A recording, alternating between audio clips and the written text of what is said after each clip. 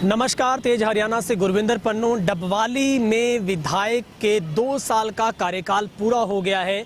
हम जानने और समझने की कोशिश करेंगे 2 साल में डबवाली से विधायक अमित सिहाग के जो प्रयास है वो कितने सार्थक रहे, कितने उनके प्रयास, उनकी मेहनत रंग लाई। क्योंकि पूरे 2 साल का अगर हम जिक्र करें तो एक तरफ कोविड का काल निकला, लोगों ने बहुत मुश्किलों का सामना किया और ऐसे वक्त में जब डबवाली में ऑक्सीजन की कमी रही, बेड की कमी रही, तो विधायक ने ही सबसे पहले इसके लिए प्रयास शुरू किए और आज डबवाली को अपना एक ऑक्सीजन बैंक भी मिला है। इसके अलावा बहुत सारे मुद्दे थे जिनको लेकर जमीनी स्तर पर भी विधायक ने उन मुद्दों को उठाने की कोशिश की और उनमें सफलता भी मिली है। हमारे साथ डबवाली से विधायक अमित सिहाग जुड़ रहे हैं। अमित जी, सबसे पहले तेज हरियाणा चैनल पर आपका बहुत बहुत स्वागत है। थैंक यू गुरविंदर भाई, बहुत बहुत धन्यवाद आपका। सर, सबसे पहले तो आपको मैं बधाई देता हूं कि आपके 2 साल का कार्यकाल पूरा हो गया है।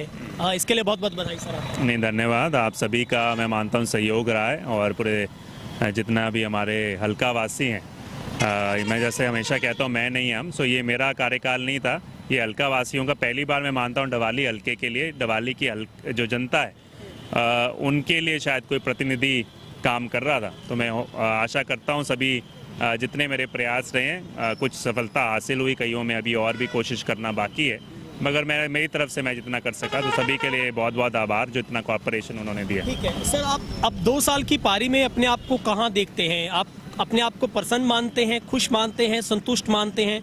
किस दायरे में अपने आप को देखते हैं सर? देखिए, हमेशा हर रोज़ एक नई चुनौती रहती है और मैं मानता हूँ कभी भी अगर संतुष्ट हो जाता तो मैं कभी घर बैठ जाता। तो मैं मानता हूँ जीवन के आखिरी दिन तक संतुष्टि तो हासिल नहीं होती, हमेशा लगता है कुछ और बेहतर होना चाहिए। बट मैं मानता हूँ जितना 2 साल के अंदर, चाहे मैं विपक्ष में था, मैंने कभी ये नहीं माना कि मैं विपक्ष का विधायक हूँ, और जिस मंशा के साथ मैं चुनाव में आया था और जो जनता ने मुझे आशीर्वाद दिया, हमेशा ये एक दिलचस्पी रहती है कैसे इस क्षेत्र के लिए, जनता के लिए बेहतर कर सकूं। उसमें मैंने ज़रूर कुछ प्रयास किया और उसमें मेरे को ज़रूर एक संतोष ज़रूर मिलता है। जैसे मैं जब कभी कल ही या 2-3 दिन पहले से अभी कुछ कार्यक्रमों में गया, तो लोगों ने गाँव में हो या शहर में, तो उन्होंने इस बात की सराहना की, अपना आशीर्वाद दिया कि भाई आपने जो काम किए हैं, हमने पहली बार इस क्षेत्र में एक विधायक को हमारे लिए प्रयास करते हुए देखा है। और जिस तरह का आशीर्वाद कई बार बुजुर्ग देखते हैं और कोई छोटे छोटे बच्चे, एक दिन मैं अभी घर के सामने खड़ा हुआ था किसी के, तो छोटे बच्चे आए, कहते जी हमें आपका ऑटोग्राफ चाहिए, इतने छोटे से। तो यही मेरे लिए सबसे बड़ी पूंजी और कमाई है कि जब एक बुजुर्ग आशीर्वाद देता है, छोटा बच्चा कहता है हमें आपका ऑटोग्राफ चाहिए, तो मुझे लगता है कि यार कुछ ना कुछ तो सही कर रहे होंगे। तो बस इस चीज़ की खुशी है और मैं मानता हूं अब एक नया साल शुरू हुआ है और नए प्रयास मेरी तरफ से शुरू हुआ। अमित जी, आपके संघर्ष 2 साल का जो कार्यकाल बहुत संघर्ष भरा रहा, क्योंकि चुनौतियां बहुत थी आपके सामने। जब आपने चुनाव लड़ा, आप पहली मर्तबा डेब्यू कर रहे थे और उसके बाद आपने इतने रिकॉर्ड तोड़ यहाँ से मत हासिल किए। सबसे पहली चुनौती तो आपको इस इनेलो के गढ़ में ही अपने आप को साबित करना था, लेकिन अब ऐसा लगता है कि आप हर किसी के दुख सुख में भी साथी बने और लोग ये भी पूछते हैं कि विधायक जी कभी अपने परिजनों के साथ, रिश्तेदारों के पास भी गए या फिर डबवाली में ही रहे आप? देखिए, सबसे बड़ा वो है कि मैं अधिकतम समय जैसे मैं यहाँ पर अभी मकान बनाना शुरू किया है कॉलोनी में, तो मेरे जो परिवार वाले कहते हैं कि भाई कभी अपने परिवार के लिए भी समय निकाल लीजिए, क्योंकि मेरा अधिकतम समय तो गाड़ियों में रहा है कि कभी मैं इधर से गया तो 7-8-9 घंटे दिन के अंदर तकरीबन हर रोज़ जब मैं हल्के में होता हूँ, गाँव से गाँव, वार्ड से वार्ड, जनता की समस्याएँ हो, दुख सुख में हो, कुछ नहीं मैं क्या कर सकता हूँ उसके लिए प्रयासरत रहता हूँ, तो ज़्यादा समय उसमें रहा है। बट ये है कि कहीं ना कहीं मुझे इस चीज़ की खुशी रहती है कि जो मैं प्रयास कर रहा हूँ वो उसमें कहीं ना कहीं हमें सफलता भी हासिल होती है।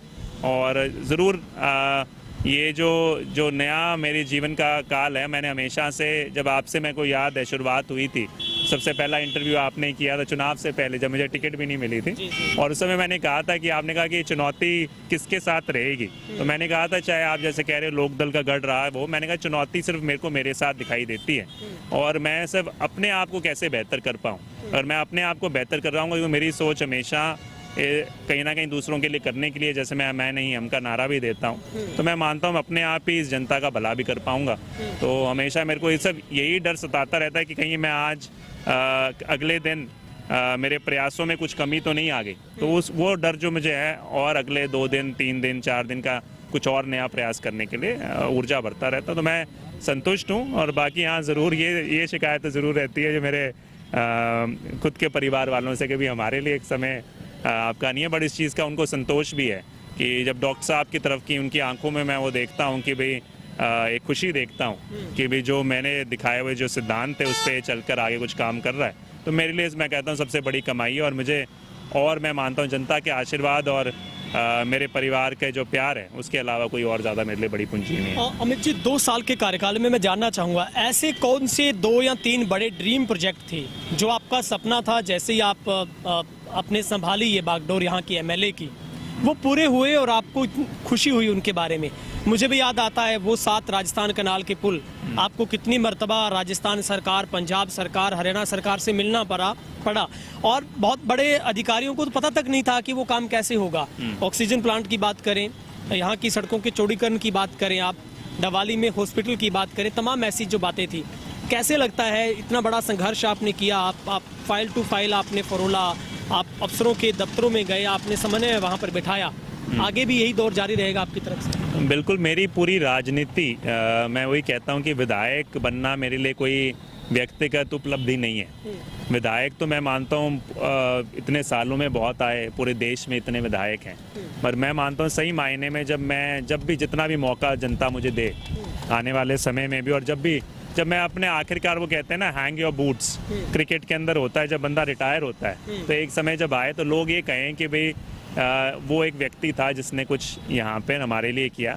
और मैं मानता हूँ सबसे बड़ी कमाई वही है, ये नहीं कि अपने घर पे कोई, ये जनता ने जो आशीर्वाद सहयोग दिया है उसकी कमाई उनको वापस लौटा कर देना, कि ये आशीर्वाद तो जनता देती है ताकत, वो ताकत का इस्तेमाल आप किसके लिए करते हो, मैं अपने लिए कर रहा हूँ या उस जनता के लिए कर रहा हूँ, वो फ़र्क है। अधिकतम लोग हम देखते हैं कि शायद वो अपने लिए करते हैं, मेरा ये हमेशा एक सोच रहती है कि वो जनता के लिए उस ताकत का इस्तेमाल किया जाए। और आपके सामने आप कहते कौन से बड़े जो परियोजनाएं रही, सबसे बड़ा जहाँ पर हम खड़े हैं ये जो आज गोल चौक है, ये मान लो एक पहचान भी है डवाली की, एक त्रिवेणी की, मतलब हर एक तरफ राजस्थान, पंजाब, हरियाणा, मगर जो ट्रैफिक जाम की सुविधा नहीं, ट्रैफिक जाम की समस्या बनी रहती थी, उसको मैं व्यक्तिगत रूप से मैं महसूस करता। मेरी गाड़ी हमेशा निकलती थी, किसी ने मुझे कहा नहीं उस समय कि भी हाँ आके जी इस चौक को छोटा कीजिए, ये मेरे को व्यक्तिगत महसूस होता था। तो मैंने कहा कि इसका एक निजात कैसे किया जाए, तो पाया जाए, तो इसके लिए मैंने ये परियोजना का सोचा। फिर मैंने हमारी जो जितने भी समाज सेवी संस्थाएं उनके साथ इस पर बैठक की, बैठक के बाद उन्होंने भी सहमति भरी कि हाँ इसको छोटा करने की आवश्यकता है। फिर इस पे मैंने प्रयास शुरू किए, जैसे हर एक प्रयास है NHAI के बाद 2 बार 3 बार 4 बार टेंडर, मतलब 7 या 8 महीने के अंतराल में, ये पिछले मान लो दिसंबर के अंदर मेरे प्रयास शुरू हुए थे और आज अगला दिसंबर आ रहा है और ये चौक आज मैं मानता हूँ दिसंबर के आखिर तक बनकर तैयार होगा। तो ये एक साल के अंतराल में ये मान लो एक इतना बड़ा एक तरीके से सुविधा है जिसके लिए कई बार हम सोचते हैं सालों साल लग जाते हैं, होता नहीं है, तो ये एक सामने है।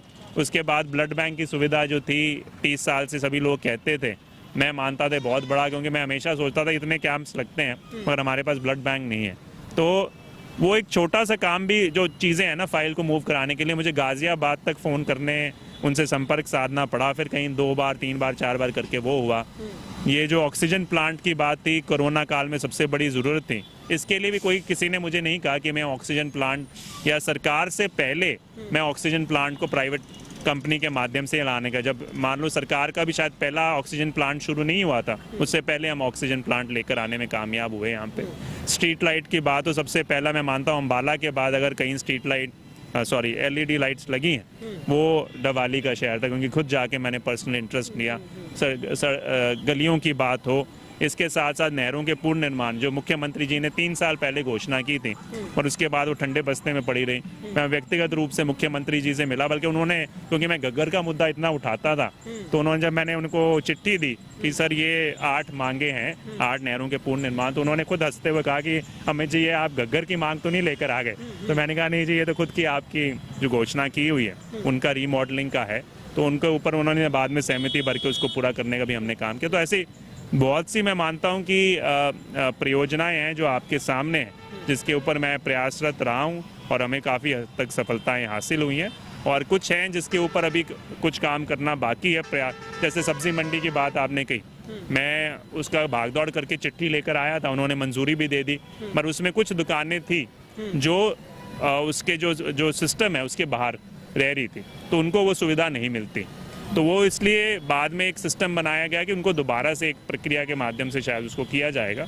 पिछली बार मैं जब गया उस समय प्रोक्योरमेंट का सिस्टम शुरू होने वाला था, तो जो अधिकारी थे उन्होंने कहा प्रोक्योरमेंट के बाद हम इसे देंगे। तो इसको मैं फिर फॉलो अप करके कोशिश करेंगे जल्द से जल्द वो स्थानांतरण जो है सब्जी मंडी का उसको भी कराएं। तो इस तरह की चीज़ें हैं जिनके ऊपर निरंतर लगा रहेंगे। अमित जी, सबसे पहले हम सवाल की शुरुआत करते हैं, क्योंकि विधानसभा के अंदर आपका वो मुद्दा बहुत गूंजा और लोगों को उम्मीद जगी उसके बाद डबवाली को पुलिस जिला बनाए जाने की। कम से कम अगर जिला बनता है तो अच्छी बात है, उस और भी आपने अच्छा कदम उठाया। मगर शहर के लिए सुरक्षा सबसे बड़ा मुद्दा है। चोरी की घटनाएं छीना झपटी यहाँ पर हो रही है, बाइक चोरी होना, गाड़ियाँ चोरी होना ये आम बात है, स्नैचिंग होना, दिन दिहाड़े यहाँ पर लूट होना ये आम बात हो गई है। और नशे का बढ़ता कारोबार आपसे भी अछूता नहीं है, किस तरीके से लोग यहाँ के पीड़ित हो रहे हैं। शहर इस डबवाली को ट्राई सिटी है, पुलिस जिला बनाए जाने का आपका कदम अब क्या आगे भी विधानसभा में आप फिर से विज साहब से पूछेंगे, क्योंकि आपके प्रयास से देसूजोदा पुलिस चौकी शुरू हुई, उसके बाद आपने चौटाला में भी थाने को बड़े स्तर पर बनाने की कोशिश की है, चौकी को थाना में। लेकिन लोग पूछ रहे हैं कि पुलिस जिला बनाने के लिए आपकी आगे की रणनीति क्या रहने वाली है? देखिए, मैं उसकी शुरुआत की थी मैंने, और जिसका जो मैंने तर्क देखे, मतलब सबसे पहले मुख्यमंत्री महोदय से मिला, मुख्यमंत्री महोदय के सामने तर्क के साथ रखने के बाद इसको मैंने विधानसभा में पुरजोर तरीके से उठाया। उसके बाद जब पिछले जो हमारे यहाँ पर आईजी महोदय थे उनके टाइम पे इसका एक तरीके से प्रोसेस भी थोड़ा बहुत शुरू हुआ, जो मेरी जानकारी में आया, क्योंकि उनसे रिपोर्ट मांगी गई थी। उन्होंने सारे जो आंकड़ों समेत, पर मैंने भी उनसे एक बार खुद व्यक्तिगत रूप से मुलाकात करके इसके ऊपर चर्चा की, ताकि सही रिपोर्ट यहाँ कर जो आंकड़ों की है तो उसको खास करके जो नशे का व्यापार है, जो नशे की समस्या है, उसे जोड़कर देखा जाए। तो इसके मद्देनज़र प्रयास थे। फिर कोरोना काल आया, और कोरोना काल के अंदर मैं मानता हूँ कि जो प्राथमिकताएं हैं सरकार की बदल गई, और कुछ और ज़िलों की तरफ जो सरकार देख रही थी और प्राथमिकता बदल गई। तो बट अब इस साल मेरा पुरजोर तरीके से ये एक जो है जिसको मैं दोबारा से पूरी तरीके से पिकअप करके, क्योंकि मैं चाहता हूँ कि ये अगर नशे की समस्या पे नकेल डालना है या उसको कहीं ना कहीं बेहतर रूप से हमें संभालना है, तो जहाँ सामाजिक लड़ाई है जिसके लिए हमें जागरूकता अभियान को और तेज़ करने की आवश्यकता है, पर उसके साथ साथ प्रशासन को मजबूती से यहाँ पर काम करें, तो एक पुलिस ज़िला उसके लिए कारगर हथियार है। क्योंकि यहाँ पे जब एसपी महोदय बैठेंगे, ज़्यादा पुलिस फोर्स होगी, चौकियाँ बेहतर ढंग से निरीक्षण किया जाएगा, तो कहीं ना कहीं इस पोरस जो बॉर्डर है वहाँ पे बेहतर रख रखाव होगा। तो इसके लिए ये मेरे, जैसे मैंने कहा, ये गोल चौक मेरे दिल के करीब एक प्रोजेक्ट है, तो वहीं पुलिस ज़िला भी शायद उससे पहले लोगों ने सिर्फ केवल मांग तक सीमित रखा, या एक बार बोल दिया कि पुलिस ज़िला होना चाहिए, मगर किसी ने इस पर सुध नहीं ली। और मैं ये है कि भाई मैं कोई भी प्रोजेक्ट लेता हूँ या कोई भी सोच रखता हूँ, वो कैसे जनता को के हित में है, और इसके ऊपर निरंतर प्रयास करता हूँ। तो इसके ऊपर भी मेरा प्रयास विधानसभा से लेके विधानसभा के बाहर, जहाँ पे आप लोगों का भी मैं सहयोग लूँगा, जनता का भी लूँगा, और इसे एक मुहिम की तरह हम इसे आगे लेकर जाएंगे ज़रूर। अभी सर एक बहुत ही अहम सवाल है, अभी छोटी सरकार के चुनाव भी आने वाले हैं, और आपकी ही कांग्रेस से इस बार जो चेयरमैन की दावेदारी है वो बहुत सारे लोग जता रहे हैं। ये भी सबसे बड़ी चुनौती आपके लिए रहने वाला है कि ऐसे वक्त में जब बहुत बड़े बड़े जो चेहरे सामने आ रहे हैं कांग्रेस से कि वो भी चेयरमैनी की दावेदारी जताते हैं, किस आधार पर वरीयता देने की कोशिश आप करेंगे ताकि आपका एक कप्तान सही तरीके से उतारा जा सके? देखिए, सबसे पहले पन्नू भाई, खुशी की बात यह, जैसे आपने कहा बहुत सारे चेहरे लड़ना चाहते हैं कांग्रेस पार्टी के, तो मतलब कहीं ना कहीं जनता का और आम जन का जो शहर में है उसका विश्वास कांग्रेस पार्टी, शायद जो मैंने काम किए पिछले 2 सालों में, जो भागीदार रही कांग्रेस पार्टी की, तो उनसे उनका विश्वास बढ़ाया। सभी चाहते हैं कि कांग्रेस पार्टी का नुमाइंदा बनकर हम आगे काम करें, तो ये मेरे लिए खुशी की बात है, गर्व की बात है। दूसरा जो एक प्रक्रिया है, क्योंकि एक नेशनल पार्टी है, और नेशनल पार्टी के अंदर पहले तो ये फैसला लिया जाएगा, क्योंकि इस बार डायरेक्ट चेयरमैनी का चुनाव है, कि उसके अंदर क्या वो सिंबल पे लड़ा जाएगा। अगर सिंबल पे लड़ा जाएगा तो फिर एक टिकट की प्रक्रिया होगी, जिसमें सभी की राय लेकर, हमेशा डॉक्टर केवी सिंह जी जब पहले इस चीज़ की कमान संभालते थे तो हमेशा यही रहा था कि भाई कैसे सभी को साथ लेके, जितने भी हमारे पार्टी के वरिष्ठ कार्यकर्ता है, नेता हैं यहाँ पर, उनके साथ, और जितना भी जो आम जनता की राय लेकर फिर फैसला लिया जाएगा, सभी समुदाय को, सभी लोगों को उसके अंदर लेकर। बट मेरी सब एक ही कोशिश है, और मैं एक ही मांग रखता हूँ, एक ही इच्छा रखता हूँ कि जिस तरीके से मैं मान लो आज एक आपने कहा छोटी सरकार, मैं शायद बड़ी सरकार का हिस्सा हूँ, तो मैं जिस तरीके के काम कर रहा हूँ जनता के हित की, जनता की सेवा के लिए, जो उसके अंदर हाथ बटाकर मुझे, जैसे वो कहते हैं ना कि जैसे मोदी जी कहीं पे कहते हैं डबल इंजन की सरकार, तो वो डबल इंजन का मैं एक इंजन तो मैं चला रहा हूँ, दूसरा एक मिल जाता है, तो मैं मानता हूँ बहुत कुछ हमें फंड्स की भी मदद मिलेगी।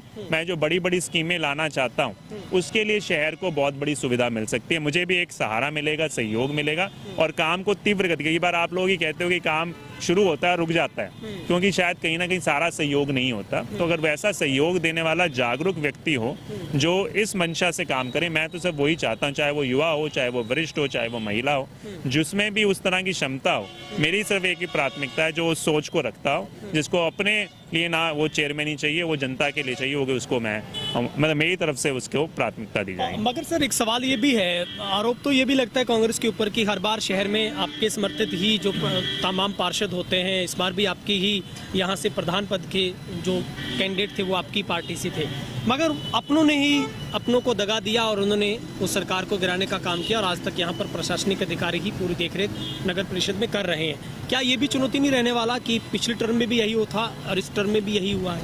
पन्नू भाई देखो, दोनों इसका समस्या क्या है, सिर्फ ये कांग्रेस पार्टी का नुमाइंदा होने की नहीं है। आप किसी भी मैं मानता हूँ नगर पालिका में जाएं या कहीं भी जाएं, आपने तो बड़े बड़े प्रदेशों में जहाँ दूसरी पार्टी की सरकारें बनी है, वो पार्टी की सरकार विधायक टूटते हुए देखे हैं। ये तो एक छोटी सी नगर पालिका है।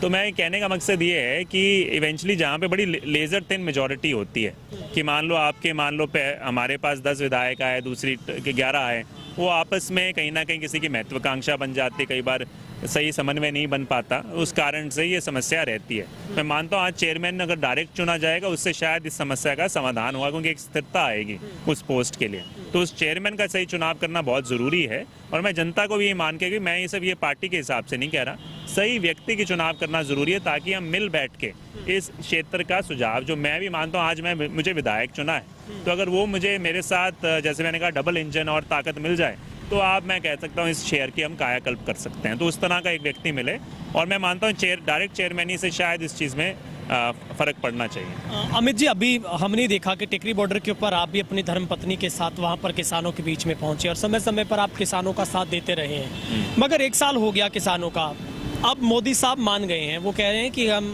हम क्षमा भी चाहते हैं, हम अपनी तपस्या में कमी रह गई हमारी में कि हम किसानों को समझा नहीं पाए।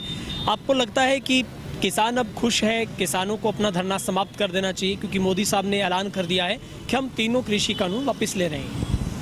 देखिए, किसान तो जब ही खुश होगा जब सही मायने में वो खुशहाल होगा, और जब सही मायने में, जब जैसे सरकारें कहती रही हैं कि हम आमदनी दुगनी करेंगे, मोदी जी ने तो ये कहा था कि भाई फरवरी मार्च 2022 तक आमदनी दुगनी हो जाएगी, और आज हम दिसंबर में आ गए। अब किसान से जाके पूछिए कि आमदनी दुगनी हो गई या लागत दुगनी हो गई, तो खुशहाल, ये तो उन पे थोपे गए थे कानून, ये कानून किसानों ने नहीं मांगे। ये तो पहला कदम वो है कि जो उनके साथ गलत किया जा रहा था उसको वापस लिया गया। अभी सही करने की दिशा में तो काम शुरू ही नहीं हुआ। सही करने की दिशा में तो जब काम होगा, जो लागत है उसको कम किया जाएगा, जो एक्साइज ड्यूटी है पेट्रोल डीजल पे उसको कम किया जाएगा, उपकरणों पे टैक्स घटाए जाएंगे, और सही मायने के अंदर जो किसान जो है उसको एमएसपी का लाभ सुनिश्चित किया जाएगा, तब कहीं ना कहीं वो मैं कहता हूँ कदम उठाने शुरू करेगी सरकार। अभी तो शुरुआत हुई नहीं। पर सबसे बड़ी जो इस बात से ये हुआ कि एक तो जहाँ पर किसानी को प्राथमिकता पर लाया गया, जिस आंदोलन ने जो किसानों मजदूरों की जो लड़ाई, जो एकता के कारण जो ये लड़ाई जीती गई है, एक तरीके से पहला कदम मैं मानता हूँ सफलता हासिल हुई है।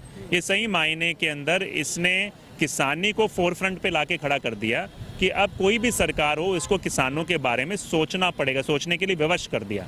दूसरा जहां मैं मानता हूं सबसे बड़ी जीत एक प्रजातंत्र की है। पिछले 7 सालों में कुछ ऐसी ताकतें, ऐसे लग रहा था सरकार में, कहीं ना कहीं चुनाव का जो हवाला लेकर कि हमें वोट मिल गए और प्रजातंत्र में एक तरीके से उसे कमज़ोर करने का काम कर रही थी। तो आज इस जीत ने एक तरीके से जनता की आवाज़ को मजबूत करने का भी काम किया है। मगर मैं मानता हूं दुर्भाग्यपूर्ण बात यह, जैसे आपने कहा कि मोदी जी ने ये तो क्षमा मांग ली कि भैया मेरी बात शायद मैं समझाने में काम, सिर्फ इतनी क्षमा मांगी है, मगर इस बात की क्षमा नहीं मांगी कि भाई अगर आज उन्होंने अपनी हट धर्मिता नहीं छोड़ दी होती पहले, वो पहले दूसरे जब किसान की दुर्भाग्यपूर्ण शहीद हुआ उसी समय अगर जो व्यक्ति, जो प्रधानमंत्री ये कहते थे कि 130 करोड़ 140 करोड़ मेरे भाई हैं, मेरे परिवार है। जब परिवार के एक सदस्य की भी मृत्यु हुई, अगर उनके अंदर पीड़ा होती तो आज की तारीख में उसी तरह वो आंदोलन को वापस लेने के लिए अपने कानूनों को वापस लेने का काम किए। उन्हें सभी तरह के हथकंडे इस पार्टी ने अपनाने का काम किया पिछले 1 साल में, चाहे उन पे वाटर कैनन से लेकर लाठियां, चाहे उन्हें आतंकवादी कहने की बात हो। मगर जब उन्हें लगा कि इस चुनावों में हार होना उनकी सुनिश्चित हो रही है, फिर उस हार के डर से, जैसे कांग्रेस पार्टी ने किया कि भाजपा की हार के आ गई किसानों की जीत है, ये समझ आ गया। तो जब उन्हें हार दिखाई दी तभी कहीं ना कहीं वो वापस हुए। और इससे बड़ा दुर्भाग्यपूर्ण ये है, हमारे यहाँ पे जो दोनों सत्तारूढ़ पार्टी हैं उन्होंने खुद इनके बयान, और अभी तो वायरल हो रहे हैं हर जगह, सभी ने ये कहा ये कानून वापस नहीं लिए जाएंगे। एक ने कहा कि भैया आप जाए घर जाके सो जाओ। इस तरह के बयान उन्होंने बोलने का काम किया।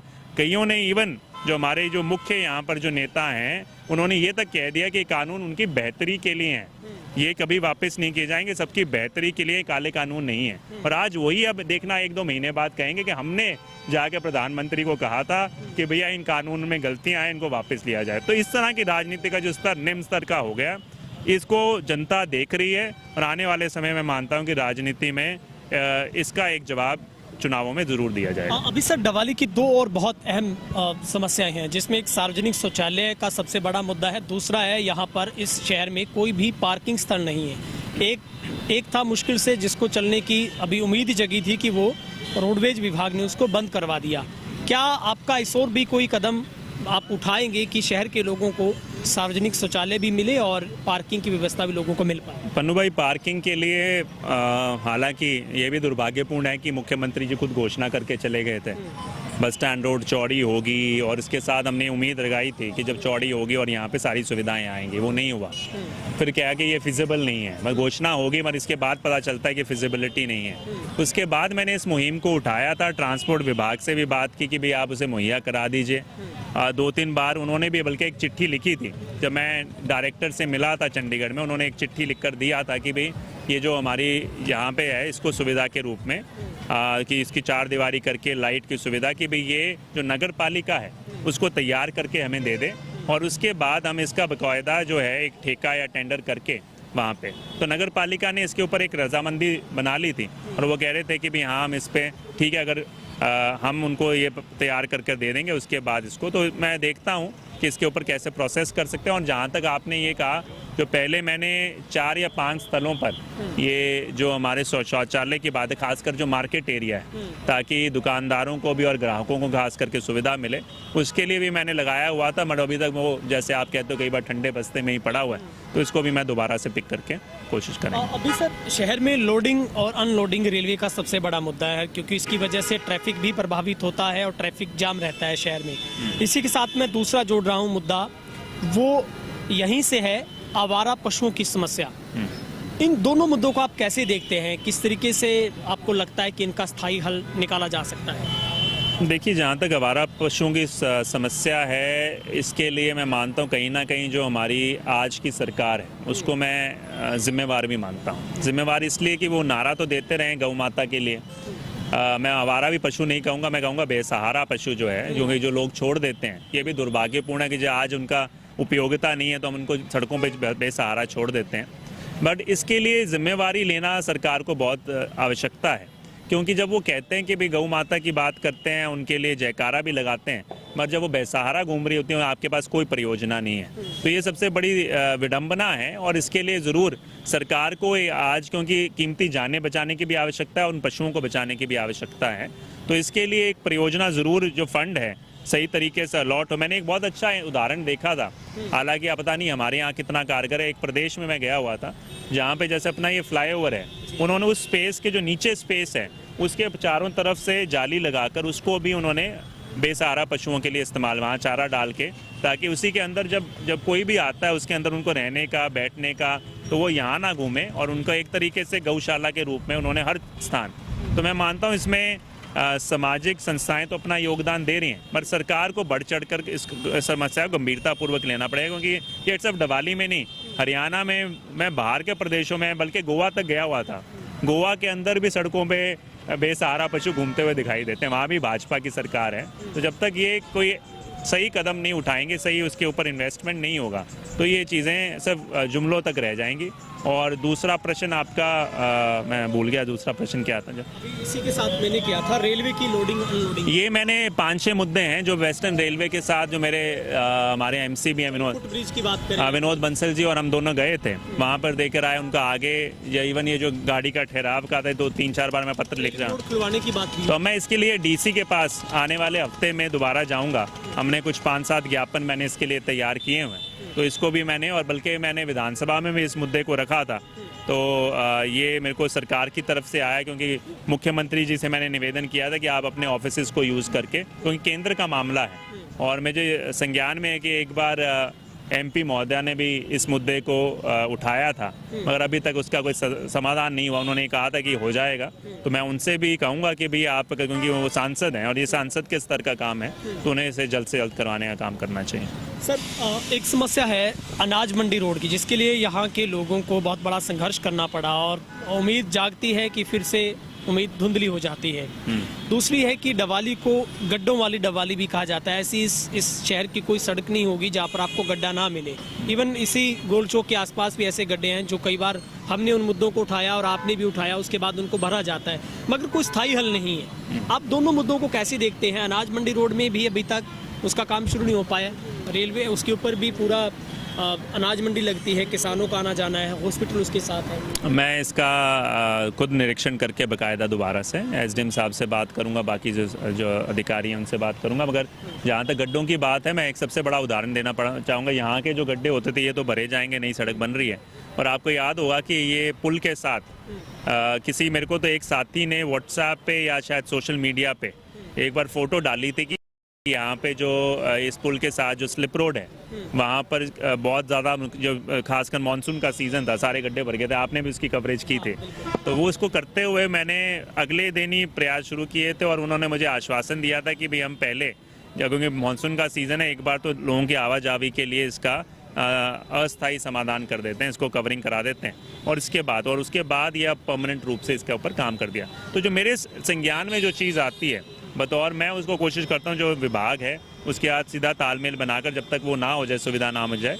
बट इसके लिए मैं लगता है कि कहीं ना कहीं, जैसे आप लोगों का एक सिस्टम तो है ही, हमें एक नेटवर्क बनाकर, एक ग्रुप बनाकर, जैसे सरकार ने बीच में कहा था, शुरू किया था कि फ़ोटो भेजिए, उस फोटो को फिर हम अधिकारी के पास, तो एक नेटवर्क या तो ग्रुप बनाया जाए जिसमें हर कोई व्यक्ति अपना जगह नोट करके बताए कि भाई यहाँ पर ये गड्ढा है, इसको फिल करना है। तो उसका जो जहाँ मेरी आवश्यकता पड़ेगी, फिर मैं उसके अंदर योगदान देकर उसे पूरा करने का काम करेंगे। और सर, एक आरोप भी लोगों का ये रहता है कि यहाँ पर अफसरशाही बहुत हावी है, क्योंकि नगर परिषद में भी लोगों की जन सुनवाई नहीं होती है। इवन हमारे जो ई दिशा केंद्र में भी कई तरीके की धांधलियों के आरोप लगते रहे हैं। इन सबको आप कैसे देखते हैं कि कम से कम लोगों की जन सुनवाई होनी चाहिए? इवन यहाँ तक कि यहाँ के पुलिस थानों में भी लोगों की सुनवाई नहीं होती है, आम आदमी तो FIR दर्ज तक नहीं करवा पाता। देखिए, मैं ये कोई डवाली से जोड़ के नहीं देखता। ये आज का जो सिस्टम बन गया है, जहाँ पिछले इस सालों में, खासकर इस सरकार में, लोग ये मानते हैं कि सरकार कौन चला रहा है किसी को कई बार आइडिया नहीं है। तो ये डवाली की बात नहीं है। कहीं भी जाओ आप, मान लो चंडीगढ़ में हो, हरियाणा में हो, कहीं अधिकतम जगहों पर ये लोगों को लगता है कि भी कोई भी जाता है उनकी सुनवाई नहीं होती। और ये सिस्टम ऐसा हो गया, इस सिस्टम को बदलने की आवश्यकता है पुरजोर तरीके, क्योंकि जैसे ये कहते हैं for the people, by the people, of the people. उस संविधान को जो लिखा गया, प्रियम्बल को लिखा गया, उसको लोग भूलते जा रहे हैं, शायद अफसर भी भूलते जा रहे हैं। और जहाँ पर कोई मेरे समक्ष बात आती है, मैं ज़रूर कोशिश करता हूँ कि, अब जैसे कई बार खुद निरीक्षण भी करने चला जाता हूँ, जहाँ मुझे लगता है कि इनकी तरफ से कोताही हो रही है, और मेरे को लगता है उसका फ़र्क भी पड़ा है। बहुत सारे अफसर ये महसूस करते भी होंगे शायद, क्योंकि मेरी निगाह है। अगर मेरी निगाह ना हो तो फिर लोगों को लगेगा कोई फ़र्क नहीं पड़ता, बट मैं हर चीज़ को देखता हूँ, कोशिश करता हूँ, तो उतना तो है। बट हाँ, ये सिस्टम जड़ से बदलने की आवश्यकता है कि भी कौन, जिनको बिठाया गया है, चाहे वो विधायक भी हो, चाहे वो नीचे लोग हों, उनको जनता की सेवा के लिए बिठाया गया, और वो जब तक महसूस करेंगे नहीं, वो कल्चर में बदलाव नहीं आएगा। मैं मानता हूँ कि सिर्फ एक अफसर को ट्रांसफ़र करने से फ़र्क नहीं पड़ता, वो फ़र्क पड़ेगा पूरे कल्चर में बदलने में, वो उस चीज़ पे हम लगेंगे। सर, इस 2 साल के कार्यकाल में हमने कई चीज़ों को देखा है, खास करके आपने भी VIP कल्चर को ख़त्म करने की कोशिश की। आप आम लोगों के बीच में रहते हैं, आपका लिबास भी बिल्कुल आम साधारण सा रहता है, और लोग आपके इस पैटर्न को पसंद करते हैं, क्योंकि लोग कहते हैं कि इससे पहले जब भी कोई विधायक रहे तो उनसे उनकी बात नहीं हो पाती थी, विधानसभा में कभी उनको बोलते नहीं देखा गया था। 2 साल को कैसे देखते हैं? कितना आपको रिस्पॉन्स लोगों का मिला? आपके जो तमाम प्रशासनिक अधिकारियों के साथ किस तरीके की चेन रही है आपके साथ? मैं 2 साल को, जैसे मैंने कहा, इस बात का संतोष ज़रूर महसूस करता हूं कि कहीं ना कहीं जो जिम्मेवारी का एहसास करके मैंने काम शुरू किए, कई जगह पे मुझे सहयोग भी मिला है। और सहयोग क्योंकि शायद मैं मानता हूँ इसमें मैं कोई राजनीतिक बात नहीं करूँगा, कहीं भी गया क्योंकि उनको लगा कि ये व्यक्ति शायद सही मायने में कुछ बदलाव लाना चाहता है। मैं बिना नाम लिए, मैं जो हमारी अभी की सरकार है उनके एक बहुत ही वरिष्ठ नेता ने मुझे ये बात कही एक बार, कहते हैं जी मुझे ये महसूस होता है आपका काम देखे कि आप शायद एक ऐसे इकलौते विधायक हैं जो राजनीति को जनसेवा के रूप में कर रहे हैं। और ये कोई, मैं मानो मेरी पार्टी के नहीं, दूसरी पार्टी के एक बहुत ही वरिष्ठ नेता से आना अपने आप में मैं महसूस करता हूँ कि वो लोग भी, इसलिए शायद कई बार मैं जो काम करने जाता हूँ मुझे सहयोग भी मिलता है उस चीज़ का, क्योंकि मैं कोई अपने लिए काम नहीं कर रहा, ना मैं ये वोट के लिए काम कर रहा कि शायद कोई व्यक्ति को याद भी ना रहे 1 साल बाद कि ये काम किसने करवाया था। मगर ये मेरे को है, दिलचस्पी है कि भाई जब तक छोटे छोटे सुधार नहीं होते, वो मेरे को खुद अपनी, मैं मानता हूँ कि घर जाके एक वो फ्रस्ट्रेशन महसूस होती है कि यार ये क्यों नहीं हो पाया।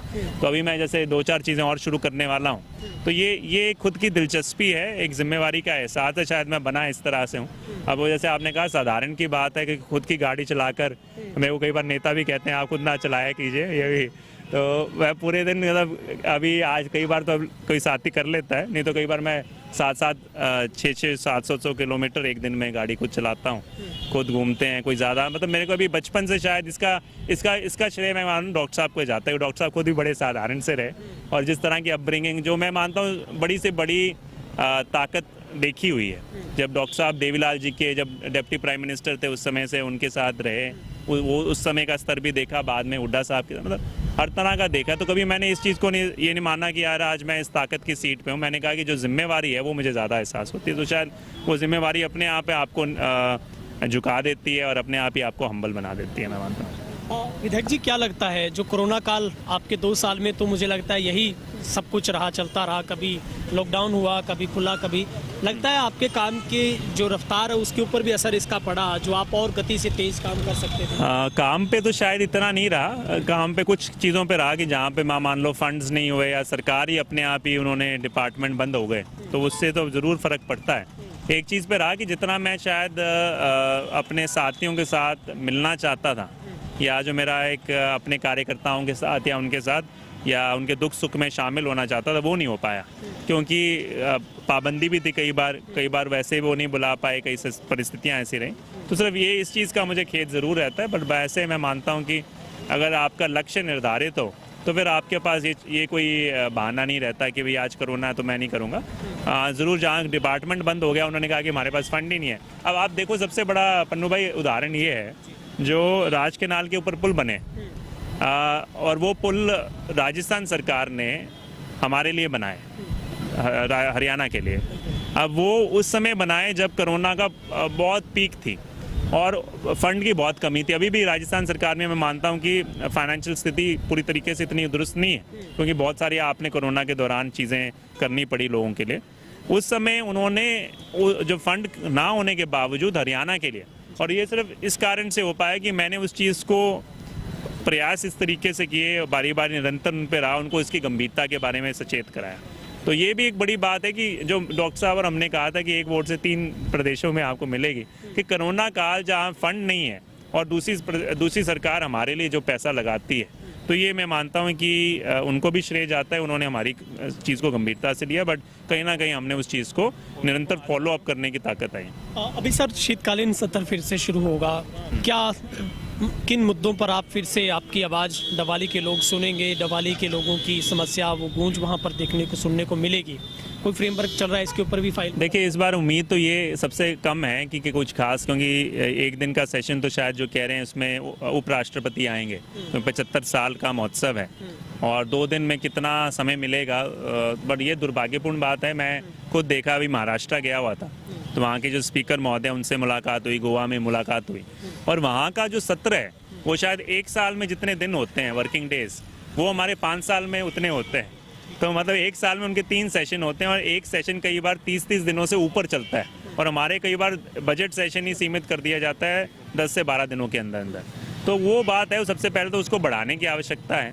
बाकी कई मुद्दे हैं जो पिछली बार पेंडिंग थे, उनको मैं दोबारा से इस बार स्पोर्ट्स की सुविधा के लिए है, मैं स्टेडियम के सुधार के लिए भी चाहते हैं कि जल्द से जल्द कुछ ना कुछ किया जाए, जहाँ पर और हमारे जो ये अग्निकांड स्मारक है इसको राजकीय घोषित करके इसको और बेहतर सुविधा मिले। जैसे अभी अपने को प्रयासों से ये हुआ कि जो लाइब्रेरी थी वो शिफ्ट होके उधर चली गई, तो उससे अपने को मैं मानता हूँ कुछ ना कुछ सुविधा। तो ऐसे और कई मुद्दे हैं जो गाँव के भी हैं, सिंचाई संबंधित हैं, बट मेरे को लगता नहीं इस बार शीतकालीन सत्र में ज़्यादा समय मिलेगा। बजट सत्र में ज़रूर इन मुद्दों को प्रमुखता से उठाने का काम करेंगे। सर, आखिरी सवाल है, डबवाली की तमाम आवाम से आप क्या अपील करते हैं? 2 साल के कार्यकाल के बाद आगे की आपकी पारी फिर से नई शुरू होने वाली 2022 में, कोई समस्या है लोगों की, किस तरीके से सीधे डायरेक्टली आपसे वो मिल पाएँ, आप तक पहुंचा पाएँ, आप क्या अपील करते हैं? नहीं, आप निरंतर मेरे देखिए जो लोग हैं सभी जानते हैं, कोशिश बहुत लोग मुझसे संपर्क भी करते हैं, छोटी छोटी समस्याएं। बल्कि एक बार ने एक साथी ने फ़ोन किया जी भाई साहब मेरे घर के ऊपर लट्टू नहीं जल रहा आज तो वो कैसे करे। एक ने कहा जी लट्टू मेरे घर के शीशे के अंदर आ रहा है, उसको कैसे ठीक करे। तो इस तरह की भी आती हैं और मैं उसके लिए भी प्रयास कर देता हूँ कई बार। तो वो है बात, जितना मदद हो सके। बट मैं ये कह रहा हूँ कि सकारात्मक सोच रखें हम, कि कई बार हम क्या करते हैं कि कुछ होने लगता है तो उसमें हम कहते हैं कि भाई ठीक है, सारा जो सिस्टम है वो शायद रातों रात भी नहीं बदलेगा, पूरा तो कभी भी सुधार नहीं हो सकता, पर हम सब मिल के जो हैं, जैसे मैं नहीं हम का नारा देता हूँ, तो आप अपनी भूमिका निभाइए। अब जैसे उदाहरण के तौर पे सबसे बड़ा उदाहरण मैं अपील करना चाहूँगा, तब ये गोल चौक बन जाए, ये रोड ज़्यादा खाली हो जाएगी। अगर अब जो दुकानदार आसपास हैं वो अपनी जिम्मेवारी समझ के अपने सामान को उधर तक निर्धारित कर लें या ट्रैफिक को कंट्रोल करें, तो ये अपने आप सुविधा के रूप में काम करेगा। अगर उसके लिए कानून का लेना पड़े, प्रशासन की मदद लेनी पड़े, तो हमारे लिए गलत है। तो ये जितना आप लोगों का सही, ये शहर हम सबका है। हम ये ना माने केवल हमारी दुकान हमारी है या हमारा घर हमारा है, ये सड़क भी हमारी है। सारे मिलजुल कर अगर काम करेंगे तो ये एक बेहतरीन शहर के रूप में आएंगे। बस आप अपना सहयोग देते रहिए, दिशा निर्देश देते रहिए, मुझे एक मार्गदर्शन करते रहिए, आशीर्वाद देते रहिए, यही है। और मैं ये कह सकता हूँ कि जितना हो सकेगा मैं आप 100 के ऊपर 200 की कोशिश करूँगा। फाइनली पूछ रहा हूँ, क्या ड्रीम प्रोजेक्ट क्या है, क्या सपना है सबसे बड़ा आपका डबवाली? ड्रीम प्रोजेक्ट हमेशा चेंज होते रहते हैं, क्योंकि पहले साल मैंने आया तो मैंने कहा यार ये जैसे मान लो ये ब्लड बैंक था, उस समय ये भी एक ड्रीम प्रोजेक्ट के रूप था। ये चौराहा जब सोचा तो चौक सोचा तो ये भी ड्रीम प्रोजेक्ट था। नहरों के रीमॉडलिंग सोचा था, वो भी ड्रीम प्रोजेक्ट था। अब लगता है पुलिस वो जो पुल थे वो सोचे यार ये हो पाएंगे, वो भी ड्रीम प्रोजेक्ट था। जब हो जाता तो कहते हैं हाँ ठीक है। ये अब पुलिस ज़िला ज़रूर है, पुलिस ज़िला मेरा एक ड्रीम प्रोजेक्ट है और पुलिस ज़िले पे ज़रूर करने का है। जो ड्रीम प्रोजेक्ट डॉक्टर साहब का सपना है, हालांकि मुझे उम्मीद कम है इस सरकार से, पर उसके ऊपर लड़ाई लड़ेंगे। जो सिंचाई की जो खरीफ चैनल है वो हमारे ड्रीम प्रोजेक्ट हैं कि सिंचाई की सुविधा बेहतर हो, उसके ऊपर प्रयास रहेंगे। और मैं जो शिक्षा का स्तर है और इसके ऊपर भी आगे कुछ एक मुहिम के रूप में जो स्पोर्ट्स और शिक्षा के स्तर हैं उसको बेहतर किया जाए, वो भी एक ड्रीम प्रोजेक्ट के रूप में है। तो इनके ऊपर मैं व्यक्तिगत रूप से भी काम करने के लिए, जहाँ पे सरकार मदद नहीं देगी तो खुद करेंगे कुछ काम। बहुत बहुत शुक्रिया सर, आपको अग्रिम भी बहुत बहुत शुक्रिया। थैंक यू पन्नू भाई।